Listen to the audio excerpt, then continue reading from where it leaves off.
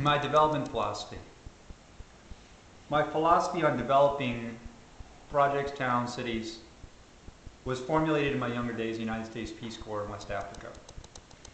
In the Peace Corps, you didn't have resources, didn't have any money, we didn't have vehicles, we had a motorcycle, and we were expected to do great things. I quickly learned, there were even language barriers as well, and I quickly learned that development is not something that you just go in there and do and give to somebody. They'll have no vested interest in it. Certain things the government's responsible for, doing your roads, salting, plowing, things like that. But when you go to develop a town, first and foremost, you have to understand it's a collaborative effort. It's a neighbor with neighbor effort, that it takes all of us together to make these projects happen. I'll give you a couple examples. If you want to do a much larger and diverse after-school weekends and summer program for kids, to do arts, sports, history, culture, things like that, music, you have to work collaboratively with the school districts, the superintendents, the teachers, the parents. You have to use all your resources, all your open fields, all your scheduled things. Everything needs to be coordinated as one. In addition, parents have to be excited about the project or it won't work. Pittsford and Brighton currently have books upon books of these projects going on. And I know we do have some through the school district, but I would like to see that increased. I don't want kids sitting at home watching TV and doing nothing all summer. As a young boy, I spent my days and summers at the Maplewood YMCA. We loved it there, and we got great physical activity and sports and crafts. And I certainly would like to see the same opportunity for the children of both East and West Arundequoit. For example, Pine Grove Senior Citizens and Community Center. If I'd been allowed to go in there and renovate that place, it'd already be done. But let's just say we finally get it renovated. That facility is totally unused during the weekends, in the evenings. There's so many time spots that it's available. In addition, it backs right up into 42 acres of a nature preserve and several athletic fields. So you take this one small project, for example. You utilize that space to capitalize on all your great resources. You have the programs in place. The physical activity, organized sports, it doesn't have to be a league. Sometimes kids just want to show up and whatever sport you're going to play that day, whether it be volleyball, soccer, baseball, that's what it is.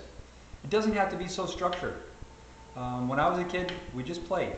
All right? And sometimes you supply a bunch of sports equipment and let the kids have at it. In addition, I'd like to see more teaching going on with arts and crafts and culture. I think our children need that particular focus as well. Developing Pine Grove was a perfect example of how you do a project. You set your goal first and then work backwards. Okay? So you set your goal on Pine Grove to renovate it to where it's incredible. It's almost like a country club set in a nature preserve. And then you work your way backwards. So that's what I did. First thing I did when Ms. Heyman said she wasn't going to renovate the facility or put a dime into it, the very next morning is when I started with that project. And I'll go into later detail about how I finished organizing all the donors. But development is about, again, community involvement, neighborly involvement, input. But you don't waste years on end evaluating our town. You hold meetings once a week for a month or 2 months and make your decision. Make your decision. You take your best shot.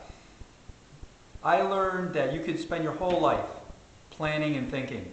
And oftentimes, those are people's lifetimes. They die before you even get them done. I will take immediate action within months after taking office. I will decide a direction. I will choose my projects, and I will focus like a laser until I get those done. Some of them will be started from the moment I hit that door. I will start on those projects. I've already discussed a number of these projects with Pittsford and Brighton, and I'll use them as a model for some of the things that they're doing. There's no reason to recreate the wheel. Development also includes business development. I would like to encourage business growth in this town. I'd like to actively court other businesses and bring them in. Could be maybe the YMCA, for example. There's no reason we shouldn't have a YMCA. All the other townships have one. They know how to run that facility like professionals. I would not like to get into that business. They're professionals for a reason. They've been at it a long time.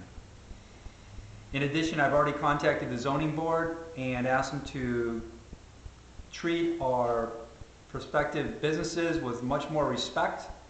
These are individuals and business owners and adults that would like to be treated with respect. And I did see a couple of sessions where they're very demeaning and they talk down to them. That has to stop. If you want our town excuse me, to develop properly, that's going to take an overall positive attitude, and we need to encourage businesses, not dissuade them from coming to our town. I look forward to this project. It should be very easy for me with telephones and such. You saw what I could do in literally 24 hours. I organized $230,000 of donations, free donations, to renovate a facility in a problem that has plagued this community for over 13 years. I will not need a town engineer to hold my hand. I will not need outside individuals to study my town and tell me what it needs.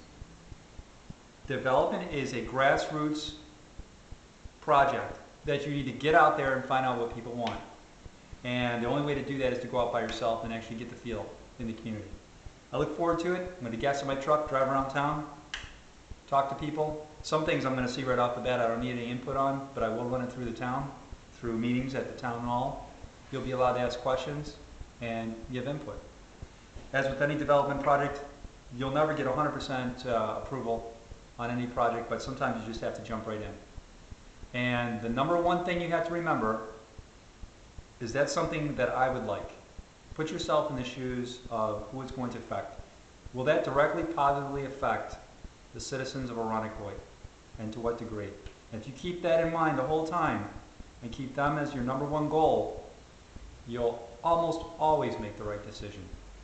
And I look forward to making those decisions for you decisively, quickly, and intelligently. Thank you very much.